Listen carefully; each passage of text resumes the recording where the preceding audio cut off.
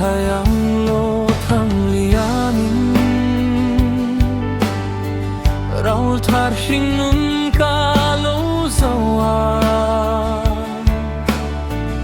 Ka mangai ka en ching lo chu Sira an hao chu le zuate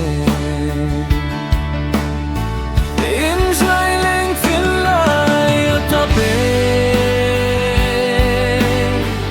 Adulai thamam zungai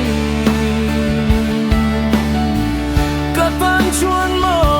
ahil chuang Min du sak na sangai poing Pham dai rial ka chan pui ma hian Don kirveru chun le suate Inhale